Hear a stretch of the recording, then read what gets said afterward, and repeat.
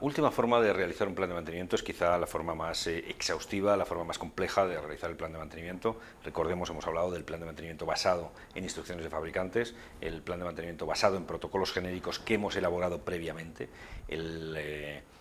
Ambas formas tienen un defecto. El defecto más importante que tiene tanto basar el mantenimiento en instrucciones de fabricantes como en mantenimiento por protocolos de equipo es que no prioriza qué equipos son los más los que tenemos que hacer más esfuerzos para evitar fallas. Tiene también un problema, y es que este mantenimiento no se focaliza en evitar averías, lo que hace es focalizarse casi en los equipos. ¿Cuál es el alma mater del corazón del plan de mantenimiento basado en instrucciones de fabricantes? Los manuales de los fabricantes. ¿Cuál es el alma mater de las instrucciones del plan de mantenimiento basado en protocolos genéricos? Los protocolos que hemos elaborado previamente. ¿Cuál es el alma mater de RCM, del mantenimiento basado en fiabilidad? El análisis de fallos potenciales que puede tener la instalación. Tenemos que definir qué fallos puede tener la instalación y todo nuestro esfuerzo irá hacia tratar de evitar los fallos potenciales que tiene la instalación. Los pasos habituales con los que nos vamos a encontrar al determinar RCM, al determinar el plan de mantenimiento basado en el análisis de fallos potenciales. En primer lugar, como siempre, vamos a tener que estructurar el árbol jerárquico de equipos. Tenemos que conocer plantas, sistemas que componen cada planta, subsistemas que componen cada sistema, equipo que compone cada subsistema, elementos, componentes, etc. Desglosado todo el árbol de componentes, todo el árbol jerárquico de la planta, siguiente fase va a ser estudiar las especificaciones de cada sistema, las especificaciones de cada subsistema, de cada equipo que compone la planta, porque de esas especificaciones, es decir, tenemos que saber qué hacen. Una bomba, ¿cuáles son sus especificaciones? Pues una bomba centrífuga, sus especificaciones son el consumo energético, la potencia eléctrica, la presión que nos aporta en el bombeo, el caudal. Bueno, pues estas serán sus funciones fundamentales. Pero además de sus funciones, de sus especificaciones fundamentales, pues habrá otras cosas que debe hacer. Bueno, a partir de las especificaciones fundamentales, ¿qué tenemos? ¿Cuál será el siguiente paso? Será definir las funciones que emanan de las especificaciones. Si nosotros decimos que una bomba proporciona un caudal de 200 litros por minuto, pues ¿cuál será la función de esta bomba? Proporcionar un caudal de 200 litros por minuto.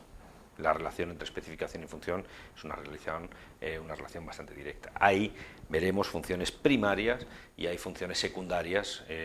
¿Qué funciones secundarias puede tener un equipo de bombeo?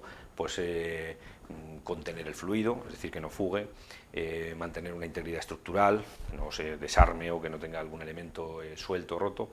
Bueno, pues definiendo todas las funciones primarias y todas las funciones secundarias, el siguiente paso es definir los fallos que puede tener un equipo. ¿Qué es un fallo? Un fallo lo definimos como la antifunción. Si una función de una bomba es proporcionar un caudal determinado, ¿cuál será la antifunción? La bomba no es capaz de proporcionar ese caudal determinado. Por tanto, en el establecimiento de etapas, recordemos primero estructura jerárquica, en segundo lugar especificaciones de cada uno de los equipos que componen la instalación, de cada uno de los equipos, de cada uno de los subsistemas, de cada uno de los sistemas y de la planta general.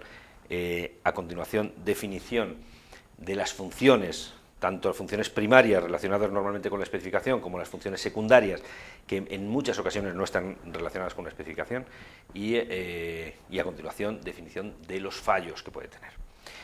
¿Cuál es la siguiente fase? Pues una fase en la que el nombre habitualmente despista un poco a la persona, al analista que está investigando los fallos. La siguiente fase es la determinación de los modos de fallo.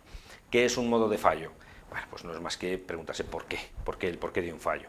Es decir, si decimos la bomba no es capaz de proporcionar un caudal determinado, ¿Qué es un modo de fallo? ¿Por qué no es capaz de proporcionar ese caudal determinado? Y encontramos que hay una serie de causas que pueden hacerlo así. No es capaz de proporcionar el caudal determinado porque el rodete se ha roto, porque el motor no está alimentado eléctricamente, porque el motor tiene un circuito abierto, porque hay una válvula cerrada. Bueno, pues definamos a continuación todos los modos de fallo que puede tener un fallo, es decir, todas las causas que pueden originar un fallo. Veremos cómo hay en general 8 tipos de causas que tenemos que analizar, y cada uno de estos 8 tipos de causas pues es conveniente saber si afectan o no afectan al fallo, y por tanto tendremos 8 grandes grupos de modos de fallo. Todos ellos pueden intervenir en un fallo de una manera individual o coordinada. Claro que cada vez que identificamos un modo de fallo nos podemos volver a preguntar por qué. Si decimos la bomba no proporciona un caudal determinado porque el motor eléctrico no recibe alimentación eléctrica, nos podemos preguntar ¿y por qué no recibe alimentación eléctrica? Volvemos a bajar de nivel y decimos que este es un modo de fallo de nivel 2, es decir, que nos hemos vuelto a preguntar el por qué. Claro, al volvernos a preguntar el por qué, de nuevo nos aparecen 8 tipos de causas que pueden estar causando ese modo de fallo. Entonces multiplicamos el trabajo, porque cada vez que bajamos del nivel 1, modos de fallo, nivel 2, modo de fallo, estamos multiplicando el trabajo normalmente por 5, por 6, por 8, estamos de una forma notable. Podemos volver a preguntarnos sucesivamente por qué y por qué y por qué, hasta 5, 6, 7, 8 veces, y bajando la profundidad del análisis de averías potenciales. Solo tenemos que recordar que cada vez que bajamos un nivel multiplicamos los fallos, multiplicamos el análisis por mucho, multiplicamos el análisis por 5, por 6, necesitamos más recursos, necesitamos más tiempo para hacerlo. ¿Qué puede ser recomendable? Quedarnos en el nivel 1 o en el nivel 2. El mundo aeronáutico o el mundo nuclear no se conforman con el nivel 1 o con el nivel 2. El mundo industrial puede conformarse con el nivel 1 o con el nivel 2, asumiendo que hay un pequeño grupo de fallos que no se van a detectar por este sistema, y que entonces vamos a tener que asumir que algunos fallos se pueden producir en la instalación. En el mundo aeronáutico, en el mundo nuclear, no se pueden consentir esos fallos, por tanto se justifica dedicar más recursos, se justifica dedicar más tiempo. Definidos todos los modos de fallo, la lista de modos de fallo puede ser tremenda, puede ser larga, porque ahora el siguiente paso va a ser qué medidas preventivas podemos adoptar para evitar estos modos de fallo. En el conjunto de medidas preventivas que podemos adoptar para evitar los modos de fallo, hay pues una amplia gama de medidas preventivas. Hay como 6 grandes grupos de medidas preventivas. Lo primero que podemos hacer es realizar modificaciones que eviten el fallo. Podemos implementar sistemas de muchos tipos, podemos implementar cosas que nos ayuden a detectar, podemos implementar cosas que nos ayuden a evitar la avería, podemos implementar algo que que evite o que mejore la lubricación o que mejore un suministro, etcétera. Por tanto, hay un primer grupo de cosas que podemos hacer, que es para evitar el fallo, que es modificar la instalación. Segundo grupo, el que más nos afecta, teniendo en cuenta el trabajo que queremos realizar, que es realizar el plan de mantenimiento, son qué tareas de mantenimiento podemos realizar en el equipo que eviten ese fallo. Ahí entraremos en un total de hasta 8 tipos de tareas diferentes, que pueden ir desde una inspección sensorial, una toma de datos, luego hay tareas de lubricación, sustitución condicional de piezas, sustitución sistemática, limpiezas condicionales, limpiezas sistemáticas, intervenciones, grandes revisiones, etcétera. Todo un grupo de tareas, digo hasta 10, 12 tipos de tareas que podemos implementar. Todo ese conjunto de tareas ya veremos que después compondrán el plan de mantenimiento. Pero podemos hacer más cosas, podemos redactar protocolos de operación, podemos redactar protocolos de mantenimiento que eviten estos fallos, podemos realizar tareas de formación que hagan que el conocimiento que tienen tanto operadores como mantenedores del equipo aumente, y por último podemos adoptar toda una serie de medidas que, en caso de que se produzca un fallo, nos sirvan para minimizar las consecuencias. Son medidas pasivas, son medidas que no van a evitar el fallo en sí mismo, pero que nos van a mitigar e incluso evitar completamente las consecuencias de este fallo. Siguiente fase, una vez que hemos determinado todo el conjunto de tareas de mantenimiento, de las modificaciones, etcétera, tenemos que agrupar las tareas por tipos. En esa agrupación de tareas por tipos, lo que tendremos será diferentes naturalezas de diferentes documentos que nos van a salir. Nos saldrá todo un conjunto, de una lista de modificaciones en la instalación, nos va a salir un plan de mantenimiento, nos va a salir un conjunto de protocolos de operación y de protocolos de mantenimiento que tenemos que redactar, nos va a salir incluso un plan de formación o incluso una lista de repuestos que tendremos que prever para mitigar que en caso de que se produzca una avería, mitigar las consecuencias. Bueno, todas estas son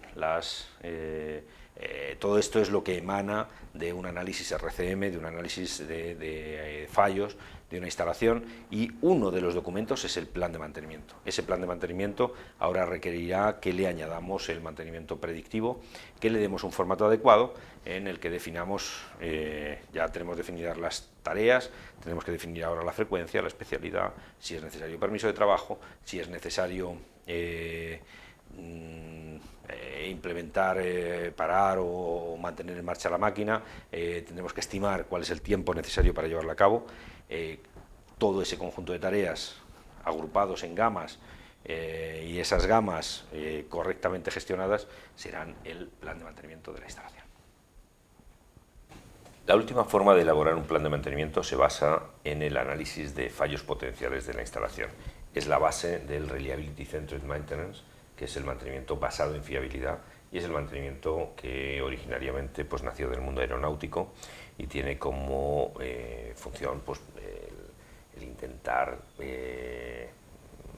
desarrollar un plan de mantenimiento no ya que tenga como base las instrucciones propuestas por los fabricantes, no que tenga como base los protocolos de mantenimiento redactados por los profesionales de mantenimiento, por gente con experiencia en mantenimiento y que están agrupados por tipo de equipo, sino ya está muy referido, muy relacionado con las averías potenciales que pueda sufrir la instalación.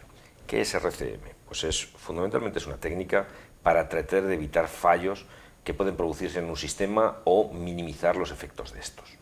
Es una técnica que proviene del mundo aeronáutico.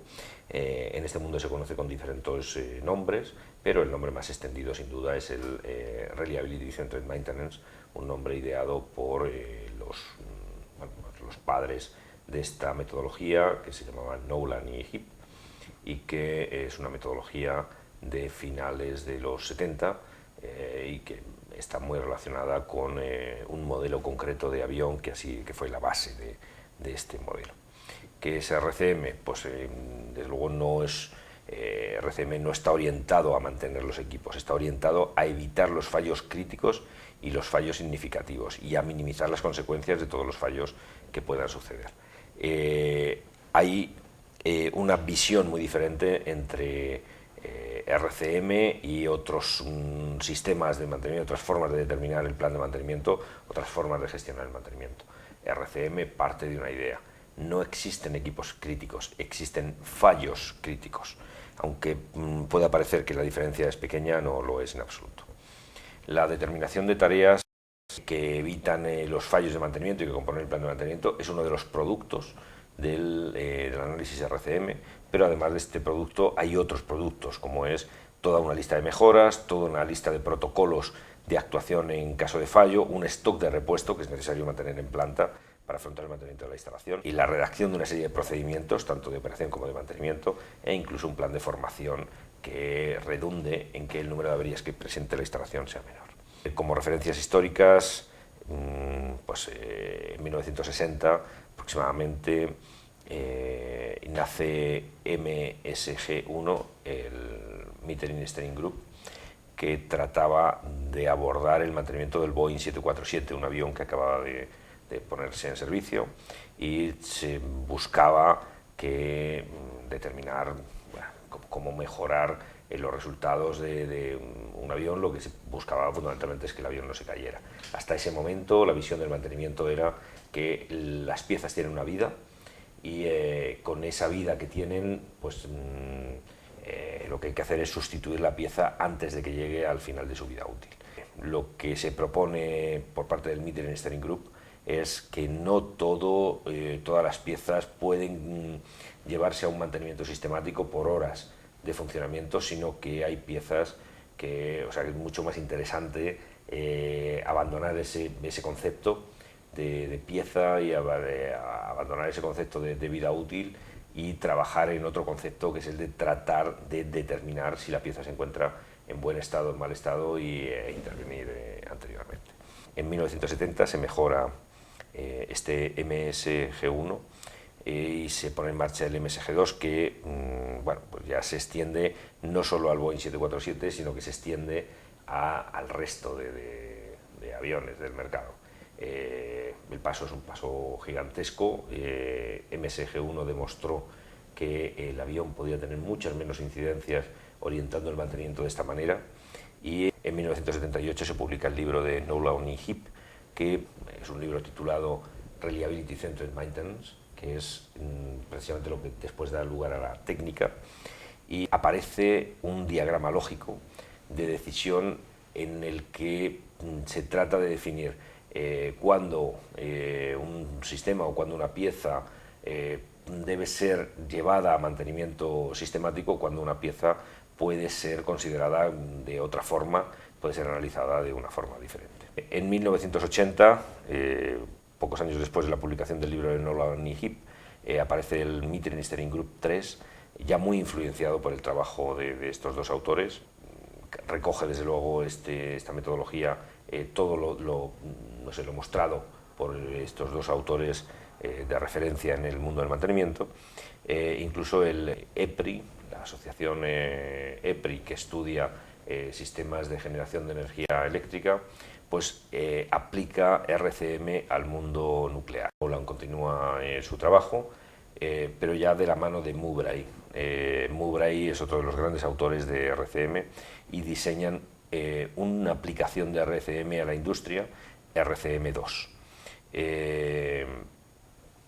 Esta aplicación a la industria es muy discutible, contiene algunos elementos que complican en mucho la aplicación en la industria, y lo cierto es que RCM no ha conseguido penetrar en la industria como consiguió penetrar con absoluta, con una gran profundidad en el mundo aeronáutico y en el mundo nuclear.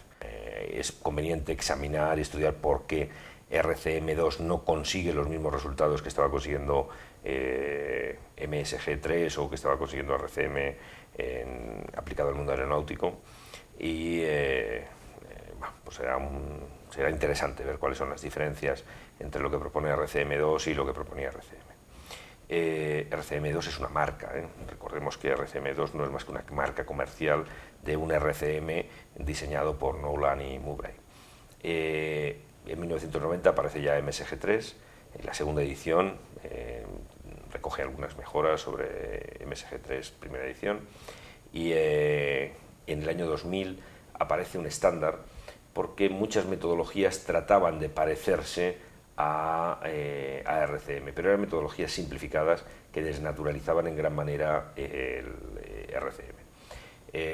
Esta estandarización de qué puede llamarse RCM y qué no puede llamarse RCM proviene de que el mundo militar americano decidió adoptar este sistema de determinación de tareas de mantenimiento para aumentar la fiabilidad de aviones, de barcos en la Armada o del Ejército de Tierra, y exigía que aplicaran metodologías RCM al mantenimiento del diverso material militar. Pero claro, si no se había establecido un estándar de qué podía llamarse RCM y qué no podía llamarse RCM, pues había cierta confusión y había cierta flexibilidad a la hora de determinar qué se podía llamar RCM y qué no debía llamarse RCM. SAE decide normalizar qué debe llamarse RCM y qué no puede llamarse, y aparece la norma SAE J1011, en la que se establece la diferencia entre lo que puede llamarse RCM y lo que no puede llamarse RCM.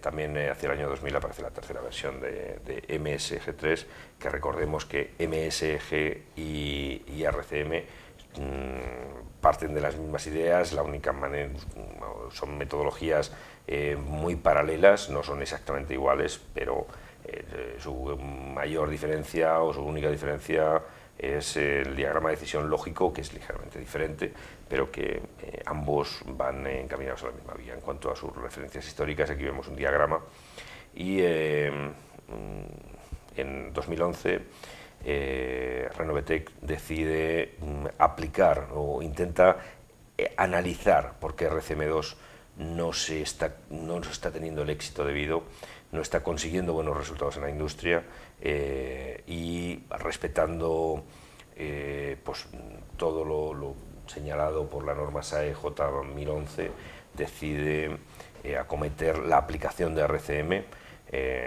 siempre respetando lo dictado por Knowland y Heap, que son ideas pues, de total actualidad y que son ideas perfectamente llevables a la práctica, pues decide mantener la filosofía de estos dos autores, pero trasladar de una forma diferente pues, la metodología RCM al mundo industrial.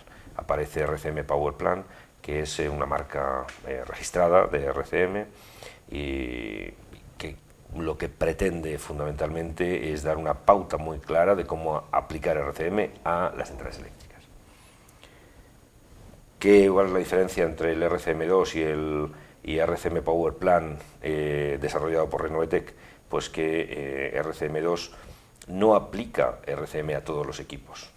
Nosotros consideramos que eso es un error, porque en el mundo aeronáutico se aplica a todos los elementos del avión, no solo a un conjunto de elementos denominados críticos, del que no hay unas pautas muy claras para saber qué equipos son los críticos o no, sino que se deja en manos de los gerentes de mantenimiento qué es lo que ellos consideran crítico y qué no consideran crítico. Aquí en RCM Power Plan respeta mucho más la filosofía inicial, y es que un avión es un todo, una planta es un todo, y no podemos distinguir entre unos equipos denominados arbitrariamente críticos y otros que no. En cuanto al flujograma, el flujograma propuesto por RCM2 da un tipo de tareas a un tipo de equipos. El flujograma propuesto por Renovetec es mucho más completo, no aporta un tipo de tareas, un tipo de mantenimiento, un tipo de equipo, sino que aporta todo un conjunto de tareas que pueden ser aplicables y que corresponden a varios tipos de mantenimiento, no a uno solo. El flujograma es un flujograma complejo, el propuesto por RCM2 no es sencillo de entender ni de manejar. Creemos que el flujograma de Renovetec es un flujograma mucho más simple, mucho más intuitivo, muy completo, pero mucho más fácil de manejar, mucho más entendible. En cuanto a la probabilidad de que un fallo ocurra, no queda claro cómo la probabilidad afecta al análisis RCM2, y en cambio Renovetec sí que analiza hasta 6 parámetros para determinar probabilidad y para determinar pues, otras características que clasifican el fallo. Y en cuanto a las fallas ocultas, RCM2 les da un tratamiento, bueno, teóricamente les da un tratamiento especial, aunque a nivel práctico la diferencia es muy pequeña. Renovetec considera que para las fallas ocultas hay que incluir tareas de detección, pero además hay que elevar el nivel de criticidad del fallo, solo por esta razón. ¿Qué beneficios tiene la aplicación del RCM? Muchos, desde luego. Las grandes ventajas es que aumentan, desde luego aumentan la fiabilidad de la instalación y por tanto aumentan la producción. Mejoran desde luego los costes. No hay quien piensa que la aplicación de RCM implica realizar muchas más tareas de mantenimiento, cuando la realidad, la aplicación real es otra. La aplicación es que las tareas de mantenimiento que se realizan están mucho más centradas, y el plan de mantenimiento que se ha diseñado es muy exhaustivo, pues resulta que hay un ahorro en mantenimiento y en las tareas que hay, pero es un ahorro con sentido, porque es un ahorro que no repercute en la disponibilidad, no es gasto menos dinero pero voy a empeorar mis resultados. No, gasto menos dinero porque gasto el dinero en lo que realmente importa. El personal involucrado en el desarrollo de RCM hace una cosa diferente a su día a día. con lo cual bueno, pues, se puede involucrar en la gestión técnica de la planta de una manera motivante, ayuda a conocer mucho mejor la instalación y elimina la dependencia técnica de los fabricantes, porque al conocer mejor los equipos, conocer mejor la instalación en su conjunto, lo que se mejora es la visión de toda la instalación y el conocimiento técnico que se tiene de la instalación. Bueno, hay que tener en cuenta que como ya anunciaron en su día Knowland y HIP, la curva de bañera, la reflejada en este gráfico A, no es la que se cumple para la mayor parte de las piezas. La que se cumple para la mayor parte de las piezas es el gráfico F, en el cual en el principio de su vida útil es cuando una pieza tiene más probabilidad de fallar.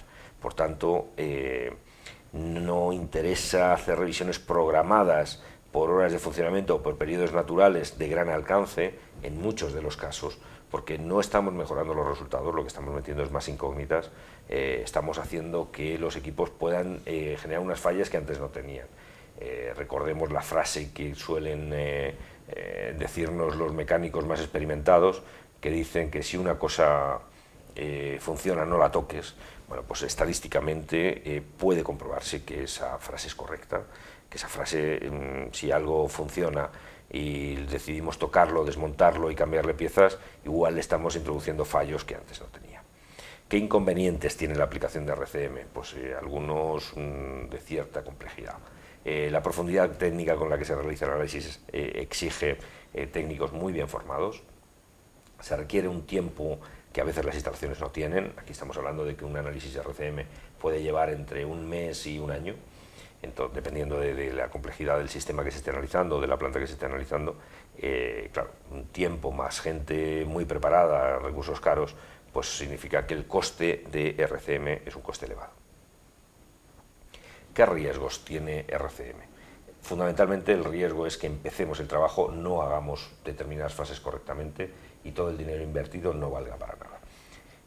Esto ha ocurrido en muchas instalaciones. Ha habido refinerías que se han embarcado en un proceso RCM, han gastado mucho dinero en este proceso RCM y al final no han tenido ningún resultado. Hay refinerías, hay plantas industriales, hay centrales eléctricas que bueno, han tenido una mala experiencia, hablan mal de RCM por la complejidad del análisis. Bueno, pues siempre que alguien se meta a hacer un análisis RCM tiene que saber en dónde se mete, qué recursos va a necesitar, cuánto tiempo va a necesitar antes de abordar un trabajo que igual no vale para nada. ¿Cuáles son las causas de los fracasos de RCM? En primer lugar, la dificultad para realizar el estudio. En segundo lugar, que la persona que actúa, el técnico que actúa como consultor, debe ser un buen conocedor del proceso industrial y eso no siempre ocurre. Es necesario una dedicación constante de una serie de gente, de un pequeño equipo de gente, de 2 o 3 personas, una dedicación prácticamente exclusiva, y es necesario orientar el análisis a todos los equipos de la planta, no a un pequeño conjunto de equipos denominados arbitrariamente equipos críticos, que no conduce a unos resultados apetecibles. Para evitar el fracaso de un proceso RCM hay que asegurar que el equipo contará al menos con un especialista en RCM, hay que asegurar que se dispondrá de los recursos necesarios y hay que asegurar que el estudio estará orientado a toda la planta y no a un pequeño un grupo de equipos, bueno, mal denominado equipos críticos. ¿Qué recursos son necesarios? Pues los recursos necesarios para abordar un estudio son al menos un responsable de proyecto, que es la persona que empuja, un técnico bien conocedor de las técnicas de RCM, es decir, un consultor o un especialista en RCM, y al menos 2 profesionales de mantenimiento, uno de ellos con una orientación clara mecánica y otro de ellos con una orientación clara hacia electricidad o instrumentación.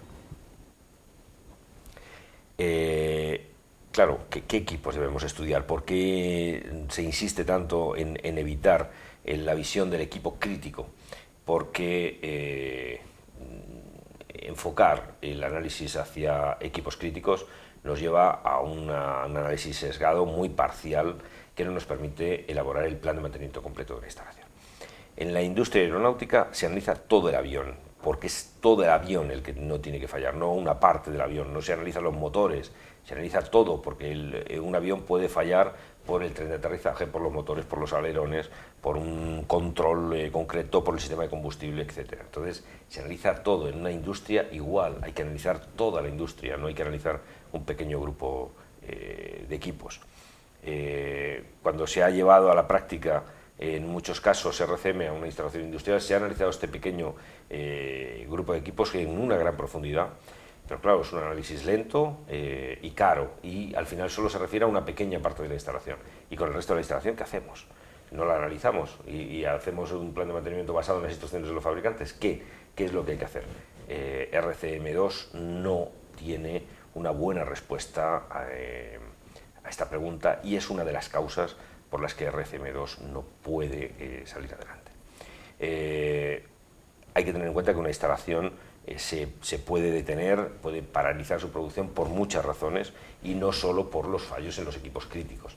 Entonces, si solo intervenimos en eso que se llaman equipos críticos, que ya digo que no es muy claro cuáles son los criterios, al final lo que se obtiene es pues un plan de mantenimiento muy parcial, un plan de mantenimiento que no es completo ni exhaustivo.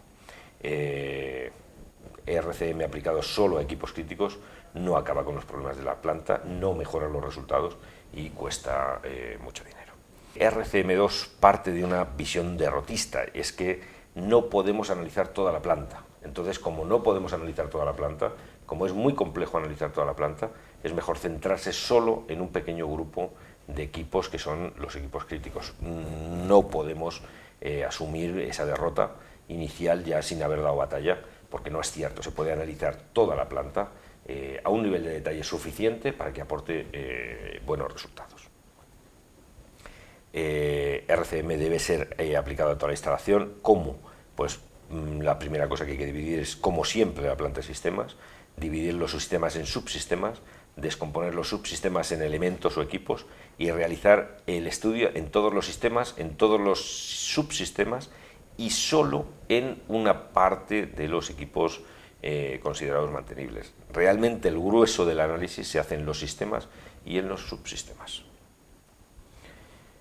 Hay 7 preguntas claves en el desarrollo de RCM. El primero es cuáles son las funciones y estándares del funcionamiento de cada sistema, es decir, cómo debe funcionar cada sistema. Segunda pregunta clave es cómo falla cada equipo. Tercera pregunta clave es cuál es la causa de cada fallo, qué hay detrás de cada fallo de cada equipo. La cuarta es qué parámetros podemos identificar que nos alerten del fallo. La quinta pregunta es qué consecuencias tiene cada fallo para saber si el fallo pues, va a ser un fallo tolerable, va a ser un fallo de consecuencias graves o de consecuencias muy graves, y qué puede hacerse si no puede prevenirse un fallo. Es decir, si ya asumimos que dejamos una posibilidad de que el fallo ocurra, que podemos tomar algún tipo de medida paliativa, algún tipo de medida que minimice el impacto de un fallo. Bueno, pues las normas SAE JA 1011 y las normas SAE JA 1012, en realidad la 1012 no es una norma en sí misma, sino que es una aclaración o un conjunto de consejos sobre la norma SAE JA 1011, que es realmente la clave de esta normativa. Establece los requisitos que debe cumplir un procedimiento de análisis de fallos para que pueda denominarse RCM. Surge porque empiezan a aparecer muchos métodos que dicen llamarse RCM, pero que no respetan aspectos claves de la implantación de la metodología y por tanto no pueden tener los resultados que desde luego RCM estaba teniendo en el mundo aeronáutico. El hecho de cumplir o no cumplir la norma SAE JA 1011 no implica que el método sea más o menos efectivo, sino que implica que no puede llamarse RCM. Se llamará otra cosa, pero no RCM. SAE JA 1012 no es una norma, sino que es una guía de implantación. Hay 10 fases en el análisis. En las 2 primeras fases son unas fases previas. De la fase 3 a la 8 son las fases realmente que constituyen el análisis. La fase 9 y 10 son fases posteriores a la finalización del análisis. La primera fase consiste simplemente en conocer cuál es la situación de partida, saber elegir una serie de indicadores y saber de dónde venimos y hacia dónde vamos. La fase número 2 pues parte de la idea de que es necesario descomponer la planta en sistemas y en subsistemas, como siempre, y en equipos, como siempre, como en los otros métodos. Nos hace falta elaborar el árbol jerárquico de equipos. La segunda fase consiste en elaborar una lista con todos los subsistemas, subsistemas y equipos mantenibles de la instalación, exactamente igual que se hace en otros casos. A continuación es necesario elaborar el listado de funciones y especificaciones de cada sistema. Para ello, la primera cosa que se hace es elaborar las especificaciones técnicas que debe tener un sistema. Junto con esas especificaciones técnicas se describen las funciones que están relacionadas con la especificación técnica, y esos serán las que denominemos funciones primarias del sistema analizado. Hay una serie de funciones secundarias del sistema que estemos analizando en su conjunto, y bueno, pues este será la forma de llevar a cabo esta fase 3. Hay que hacer lo mismo para cada uno de los subsistemas que integran el equipo, y por último habrá que hacer lo mismo para cada equipo que integra cada subsistema. Es decir, en primer lugar especificaciones, después funciones primarias y secundarias de cada uno de los sistemas, y hacer lo mismo para subsistemas y para equipos. ¿Cuáles son las funciones, especificaciones habituales? Pues entre las funciones principales están, pues, por ejemplo, la velocidad, el consumo, la producción, la capacidad de carga, etc. Y esto siempre debe aparecer en la ficha de características del sistema, subsistema o equipo. ¿Cuáles son las funciones secundarias que puede tener un sistema? Pues son funciones que no impiden que el sistema, subsistema o equipo realicen su función, pero que muestran que no lo está haciendo del modo apropiado. Entre estas funciones secundarias típicas están funciones relacionadas con la seguridad, con el cumplimiento de regulaciones medioambientales, con el confort, con la estanqueidad, con la integridad estructural, la degradación, el aspecto visual del activo o la eficiencia. ¿Cuáles son ejemplos de funciones secundarias? Pues un sistema determinado no debe causar daños personales, o el sistema no debe causar un daño al medio ambiente, el sistema debe proporcionar confort a los usuarios de este sistema, etc. Así que, ¿cuáles serían las funciones principales del sistema agua-vapor? De un ciclo agua-vapor, de una central termoeléctrica. Pues la función del sistema agua-vapor es producir vapor de alta presión, de media y de baja, utilizando para ello gases de escape de una turbina de gas y aprovechando hasta el máximo posible el calor contenido en estos gases de escape. El vapor producido debe reunir unas características físico-químicas, y los gases de escape deben ser evacuados a la atmósfera sin superar determinados límites legales recogidos en la Declaración de Impacto Ambiental. ¿Qué especificaciones puede tener el ciclo agua-vapor? Pues aquí tenemos unas presiones, temperaturas, caudales. Hay que tener en cuenta cómo se miden, hay que tener en cuenta cuáles son los rangos, por saber si los rangos, si se debe superar o no determinados valores, etc. Fallos funcionales será la fase siguiente, es decir, la determinación de aquellos fallos que impiden al sistema cumplir su función, sus funciones primarias. ¿Cuáles serán aquellos fallos funcionales o fallos primarios? Pues son todos aquellos fallos que están relacionados con una función primaria, y la determinación de un fallo es muy sencilla si hemos llevado a cabo correctamente la determinación de las funciones, porque ¿qué es un fallo? Una antifunción. Es decir, si hemos dicho que un sistema debe elevar la presión a 70 bares, pues ¿cuál será el fallo? El sistema no consigue elevar la presión a 70 bares. ¿Qué tipos de generales de fallos nos encontramos en una instalación? Pues hay de muchos tipos. Tenemos fallos evidentes, progresivos, súbitos y ocultos. Tenemos, según su magnitud, parciales o totales, según la manifestación y magnitud, súbitos y total, y progresivo y parcial. Tenemos según el momento de aparición, según los efectos y según sus causas, si es primario, secundario o múltiple. ¿Cuáles son los que nos importan desde el punto de vista de RCM? En primer lugar, si es evidente u oculto, por su magnitud, si es parcial o total, y por sus efectos, si es leve, significativo, grave o muy grave. La fase siguiente será determinar el modo de fallo. Modo de fallo es una palabra quizá no muy acertadamente elegida porque despista a la persona que está haciendo el análisis RCM. ¿Qué significa modo de fallo? ¿Cómo debemos entender la palabra modo de fallo? Podemos sustituir la palabra modo y podemos sustituirla por la palabra causa. Es decir, es la determinación de las causas de los fallos. La causa primaria de un fallo, ¿cuál será? Pues, por ejemplo, si un calderín de alta presión no alcanza 60 bares, ¿cuál será el fallo? Pues el fallo del calderín de alta presión no alcanza 60 bares. ¿Cuáles serán las causas de ese fallo o los modos de fallo? Rotura en un haz tubular, venteo abierto, válvula de seguridad abierta, transmisor de presión da una señal falsa, bypass de alta no funciona correctamente. La determinación de los modos de fallo, pues también se utiliza un diagrama que es el denominado diagrama causa-efecto o diagrama de espina de pescado, que es una representación gráfica de las relaciones lógicas existentes entre las diferentes causas que producen el fallo, ¿no? Este efecto final.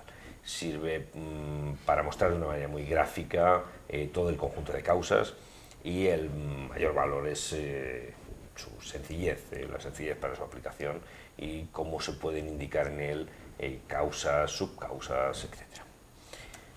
Es un diagrama desarrollado por un japonés denominado Ishikawa, y Ishikawa fue un estudioso del mundo de la calidad y pudo, con este diagrama, de una manera sencilla, pues se pueden analizar causas y causas que provocan estas causas, ¿no? Subcausas. ¿Cuáles son las 8 causas de los fallos? Las 8 causas de los fallos son siempre fallos de diseño, fallos de montaje, fallos de un componente, fallos de operación, fallos de mantenimiento, condiciones externas anómalas, condiciones anómalas de los suministros que requiere el equipo, o fallo que son consecuencia de otro fallo, fallo segundo. Aquí tenemos las 8 causas de los fallos: mantenimiento, operación, montaje, diseño, fallo componente, fallo segundo, condiciones externas, suministros, que será conveniente, será conveniente analizar en cada uno de los fallos. Las 8 causas de los fallos son diseño, montaje, fallo componente, operación, mantenimiento, condiciones externas anómalas, condiciones de suministros o fallo como consecuencia de otro fallo, pero cada uno de ellos está a su vez desglosado en una serie de subtipos. Así, fallos de diseño pues, pueden implicar que la selección de materiales no fue el adecuado, que la selección de equipos no fue el adecuado, que la disposición de elementos no fue la correcta, que la refrigeración o la lubricación o el suministro de energías o los elementos de detección o los elementos que evitan el fallo no son los correctos, o que el sistema de control no ha sido implementado de la forma apropiada. Bueno, tenemos todos estos fallos, fallo de un componente, fallo por corrosión, fallo por fatiga, fallo de sujeción, etc. Tenemos todas estas causas y subcausas de un posible fallo.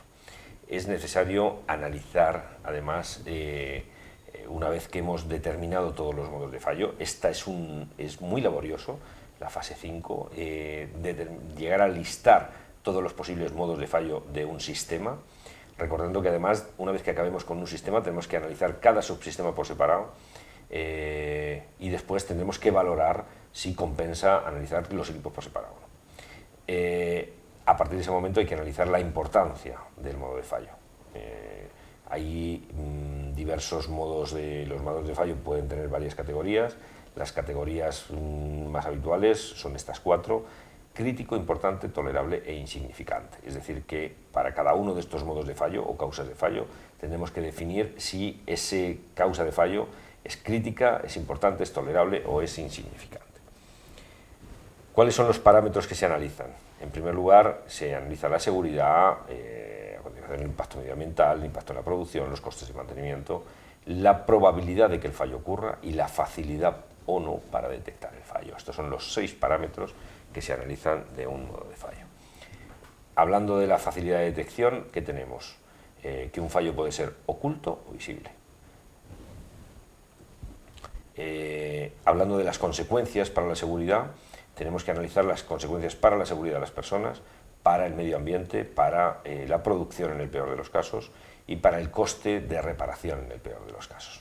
¿Qué hacemos? Analizamos 4 veces cada fallo, uno desde el punto de vista de la seguridad, desde el punto de vista medioambial, desde el punto de vista de la producción, desde el punto de vista del coste de reparación, y decidimos si el fallo analizado por cada una de estas causas, por cada uno de estos conjuntos de criterios, pues es un fallo grave, leve o muy grave. Así, si desde el punto de vista de la seguridad un fallo es grave, pero desde el punto de vista del medio ambiente el fallo que provoca unas consecuencias leves, nosotros consideraremos que el fallo es grave. Si las consecuencias para la producción son graves, pero las consecuencias para la seguridad son leves, siempre consideremos que el fallo es grave. Es decir, el fallo tendrá la categoría más alta tras analizar, de acuerdo con estos 4 criterios, el tipo de fallo, por las consecuencias para la producción, el medio ambiente, la seguridad y el coste de mantenimiento. Si analizamos las consecuencias para la seguridad, pues veremos que que podemos calificar un fallo como leve, grave o muy grave. ¿Cuándo consideraremos que el fallo es muy grave? Cuando provoque daños personales de consideración, grave cuando provoque daños personales pero estos sean leves, y consideramos que un fallo es leve cuando no tiene posibilidad de producir daños personales. Para el medio ambiente es un criterio muy similar. Para las consecuencias que tiene ante la producción, será muy grave si hay una interrupción de la producción de larga duración, grave si la interrupción de la producción que provoca es de corta duración, y leve si no interrumpe la producción. Relacionados con el coste de reparación, vamos a considerar que la avería es leve si tiene un coste muy bajo. Habrá que ver qué entendemos por coste bajo, por coste medio, por coste muy alto. Entenderemos si la avería que es grave si se trata de una avería repetitiva, que implica estar gastando dinero constantemente en la reparación, o si tiene un coste elevado, y muy grave si el coste es muy elevado. En cuanto a las consecuencias operativas para determinados tipos de servicios, pues puede ocurrir que en determinados tipos de servicios que se prestan, no tanto relacionados con la producción, puede ser que las consecuencias sean la interrupción de larga duración, interrupción de corta duración, o que no interrumpa la producción. Con esta planilla podemos ver si el fallo es leve, grave o significante, y viendo cuál es la consecuencia que tiene en cualquiera de estos de estos 4 criterios para definirlo. Definiremos que un fallo es muy grave si si cumple cualquiera de todos estos criterios, será muy grave. Si un fallo será grave si cumple alguno de estos criterios pero ninguno de estos, y un fallo será insignificante si todos estos cumple cada uno de estos 4 criterios que se pueden dar en este caso.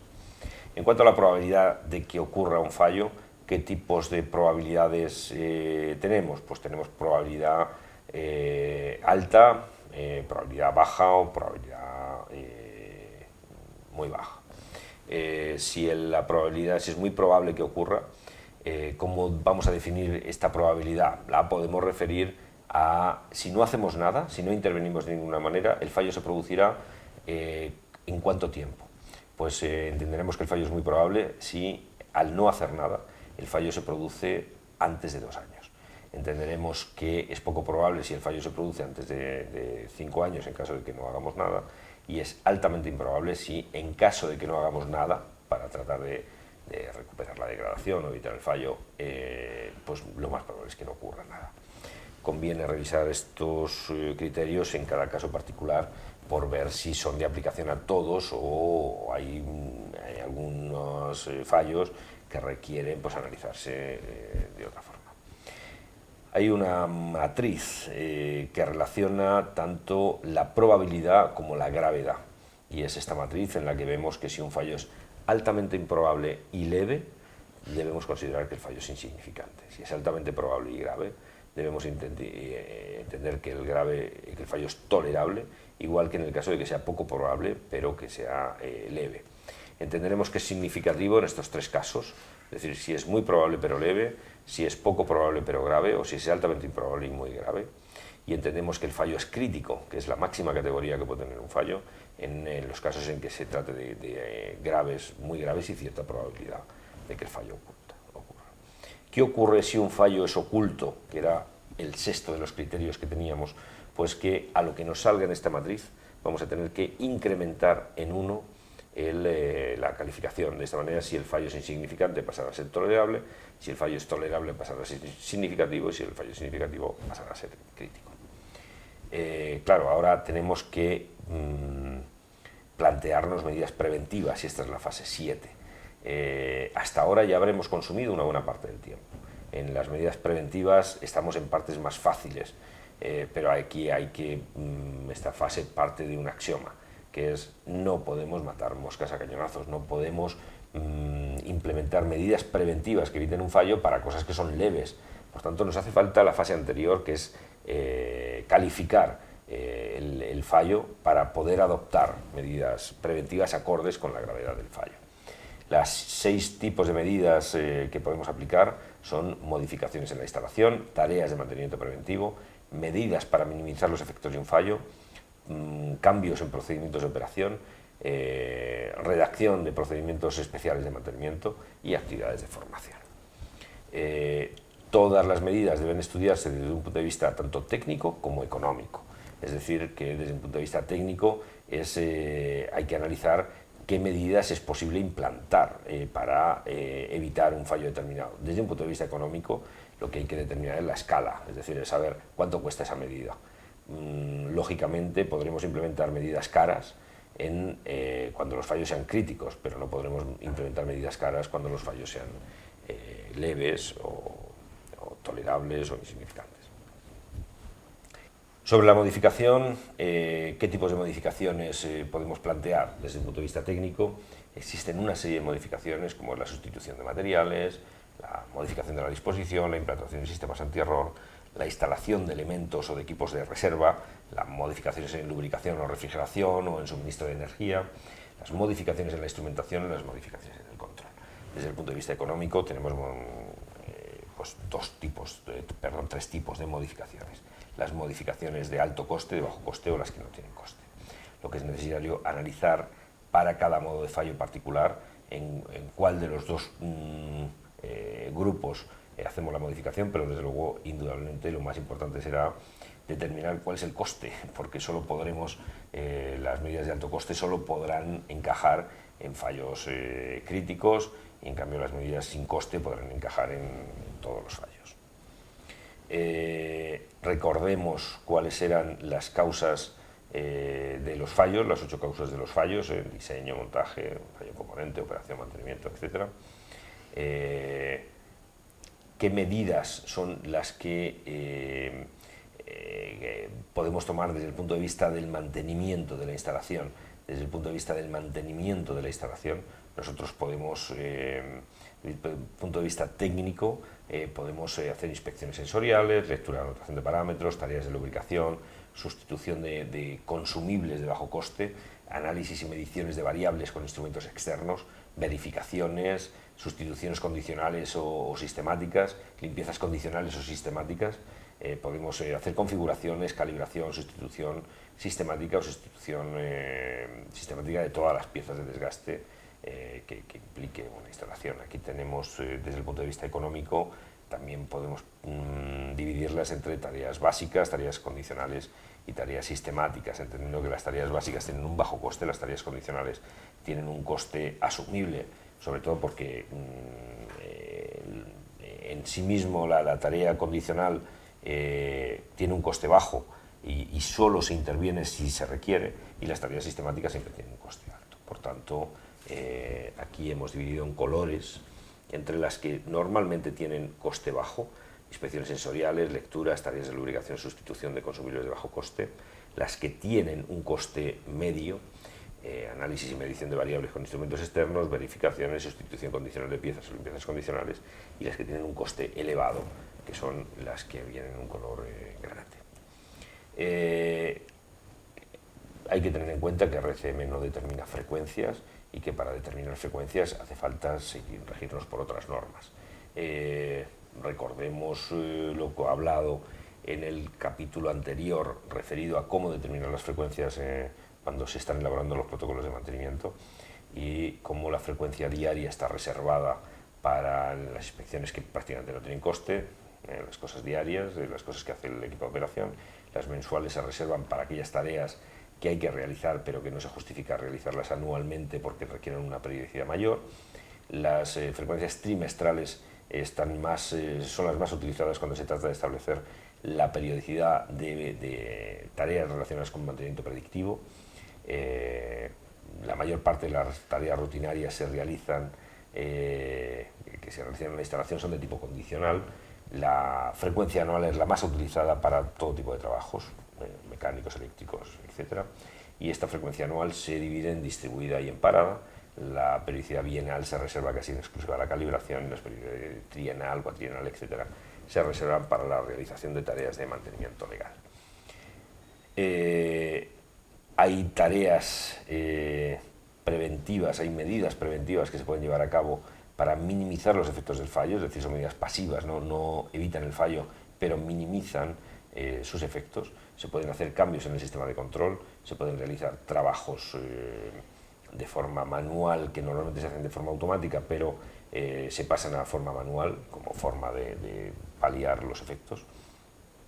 Se pueden emitir mensajes o comunicaciones, se pueden emitir protocolos de actuación de personal, aumento provisional de personal, poner en marcha equipos de reserva, variar la configuración, instalar equipos provisionales, adquirir repuesto o localizar repuesto, y de nuevo, dependiendo del coste, tenemos varias categorías. Desde el punto de vista técnico, nosotros podemos hablar de cambios en procedimientos de operación que estén relacionados con la creación de un nuevo procedimiento de operación, con la implantación de un procedimiento existente pero no implantado, con la modificación de un procedimiento existente o con el entrenamiento de operadores en los procedimientos que ya están implantados en la planta. Desde un punto de vista técnico, la implementación de procedimientos en general no tiene coste. Entonces, es habitual que cuando detectemos que con un procedimiento de operación podemos paliar o podemos evitar un fallo, lo implementemos directamente, independientemente de cuál sea la gravedad del mismo. En cuanto a procedimientos de mantenimiento, es básicamente lo mismo. Desde el punto de vista económico, desde el punto de vista técnico, tenemos que podemos crear un nuevo procedimiento, implantar un procedimiento existente, modificar un procedimiento existente o entrenar a los técnicos en un procedimiento que ya está implantado. En cuanto a la formación, también la formación normalmente tiene un coste muy bajo, con lo cual cualquier actividad de formación siempre está justificada en cualquier caso. Formación en procedimientos, formación en procedimientos por técnicos de empresas externas, formación especializada por técnicos de la propia empresa o por técnicos de empresas externas. En cuanto al diagrama de flujo, cuando un fallo es insignificante, no debemos hacer nada, no hay que adoptar ninguna medida. Cuando un fallo es tolerable, ¿qué medidas podemos tomar?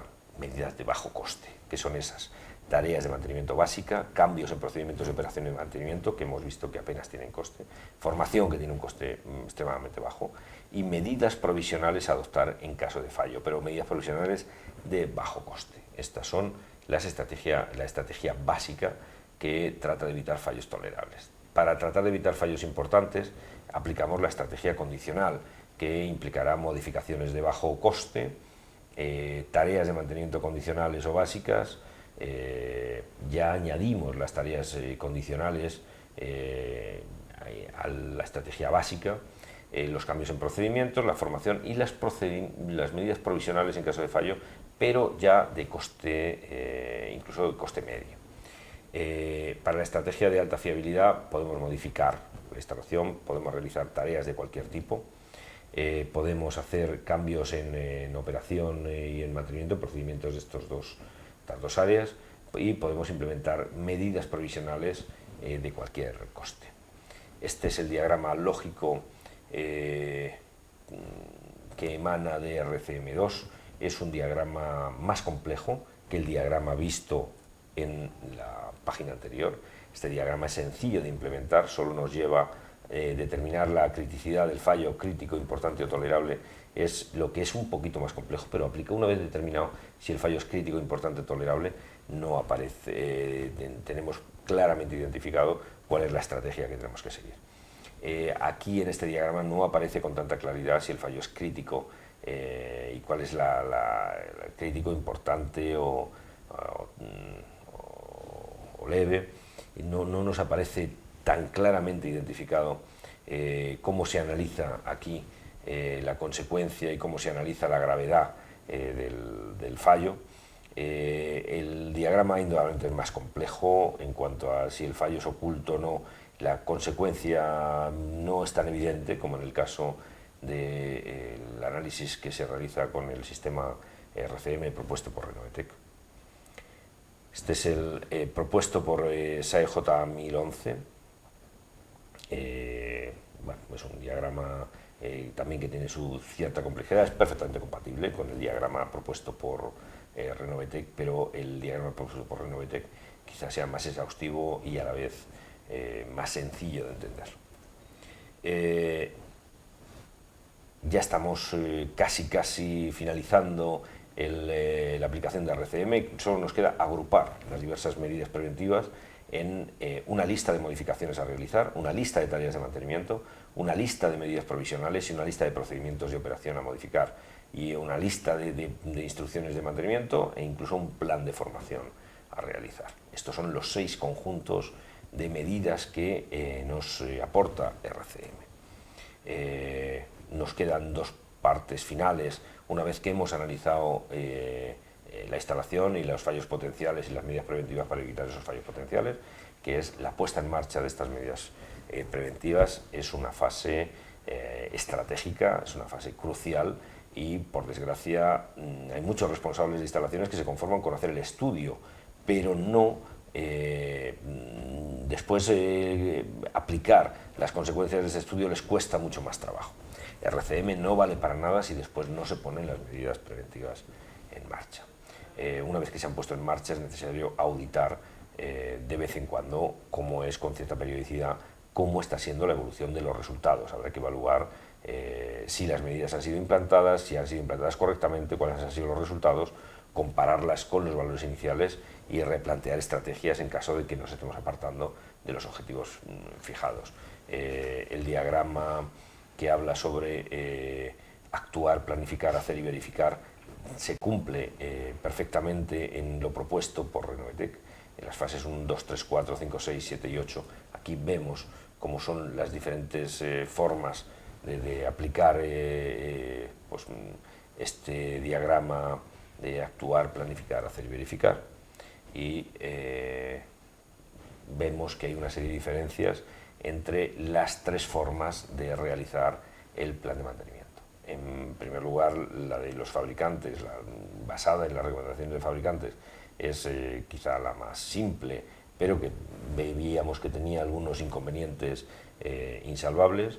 La basada en protocolos genéricos es más rápida, aunque solo tiene una clave, que es elaborar estos protocolos de mantenimiento, y quizá la basada en RCM, que determina fallos potenciales, analiza los fallos y los clasifica, determina medidas preventivas, pero nos da de regalo un plan de formación, una serie de modificaciones y una serie de procedimientos para implementar, que consultando manuales y para verificar que no se nos ha olvidado nada importante y añadiendo las obligaciones legales, nos produce un plan de mantenimiento mucho más riguroso que el que nos producen otras técnicas.